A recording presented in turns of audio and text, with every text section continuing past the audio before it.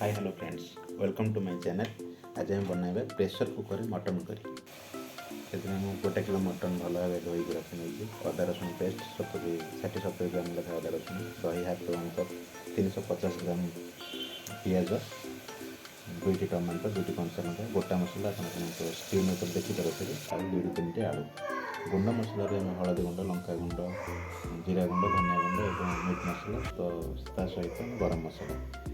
जोटा regular use करे से यूज कर मटन कर सोरिष तेल 150 ग्राम गोटे किलो मटन प्रथम तेल देला गोटा मसला आड कर पिज को भल भाव भाजी नवा पिज पानी रिलीज कला अलग मसला सब भल भाव कषि नवा पिजटा हो आसला अदा रसुण पेस्ट को आड कर अदा रसुण पेस्ट आड कला 2-3 मिनट पर्यटन भाजी नियंतु जहाँद्वारा कंचा बास्ना अदा रसुण पड़े और टेस्ट टी भल आस भाजी सारापर गुंड मसला जहाँ सब आम आगुरी कहते से सब आड कर स्क्रीन देखिपे आप थर कर पकई पारे एकाथर आड कर मसला टे पानी दे 10 मिनट पर्यंत मसला को भलसे कषि नौ मसला हो गला जेहेतु तेल गुड़ा सब रिलीज बाहर देखा जाए तो मसला पूरा परफेक्ट हो जाए। कंचा लंका 2टी ऐड कर मटन को ऐड कर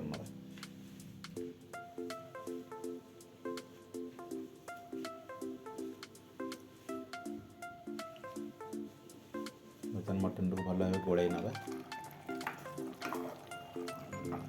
2-3 मिनट पर्यटन हाई फ्लेम टे मटन को भल भाव गोड़े नि मसला सहित तापर स्वाद अनुसार लुण दे फ्लेम को मीडियम लो को नहीं आसतु और गोटे सीटी मारे पर्यंत प्रेसर कुकर को बंद कर गोटे सीटी मारे भितर आम मटन पूरा पानी रिलीज कर नब तो हमको मटनटा जल्दी हबारे साहय प्रेसर कुकर प्रथम गोटे सीटी मारी सारी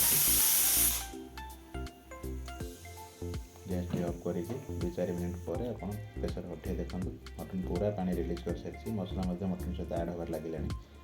तो ये 15-20 मिनट आम कषि नवा मटन को जहाँद्वारा कि आम टेस्ट मटन पूरा परफेक्ट आसो जदि आम सब देकी पूरा एकाथर सीझापी छाड़ीद प्रेसर हो मटन कि तार टेस्टा एत भल आसबनी सीझा भाया लगे एवं कि एमती कषिले 15-20 मिनट आपंकर फ्लेवर गुड़ा पूरा मिसिक आसे मटन सहित थर थर कर 2-3 मिनट लेखा कवर करवा भलसे गोड़े नवा एमती 15-20 मिनट पर्यटन कषिबार अच्छे तो धीरे धीरे मटन सहित मसला गुड़ा सब आड होबार लगे बास्ना भल आसूँ तरकारी कलर धीरे धीरे चेंज हो जाए देखिए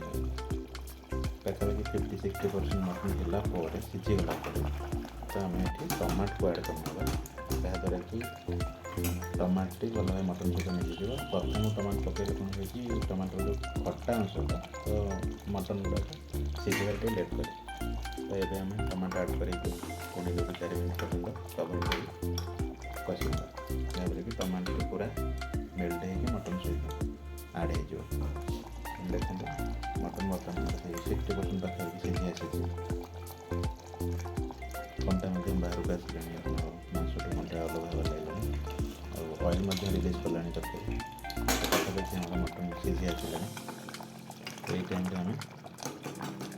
दही ऐड करना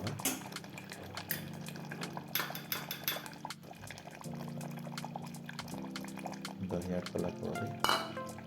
गरम मसला ऐड करने आम भाजी थे आलू को यही टाइम ऐड करना मटन सहित आलूर फ्लेवर बहुत बढ़िया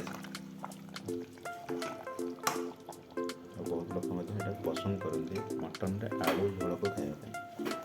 तो मेबी आप आलू पसंद न करते आलू को स्किप करें आलू को दे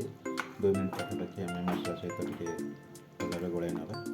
ग्रेवी हिसाब से पानी ऐड करवा आप ग्रेवी जमला अधिक पानी देते कम चाहते कम पानी देके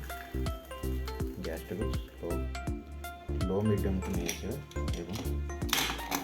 प्रेसर कुकर बंद करना 5टा पाखापाखि सीटी मारे छाड़ी दिखाँ 4-5टा सीटी आम मटन हो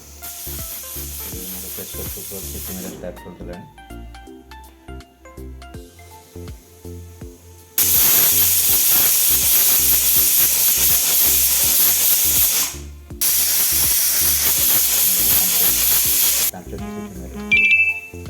लाइट ऑफ करके 2-4 मिनट पर कपड़ा फटे देखो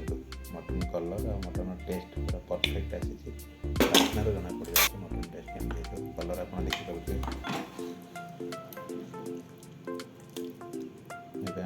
मटन रेडी हो जाए खावाई सांग मैंने बहुत समय वेट कले तो चलतु ये खाई नवा आपण मैंने एमती बनातु निश्चिंत भाव भल लगे मटन और कम समय हम जदि भिडियोटी भल लगी निश्चिंत भाव मो चैनल को सब्सक्राइब करूँ। जय जगन्नाथ।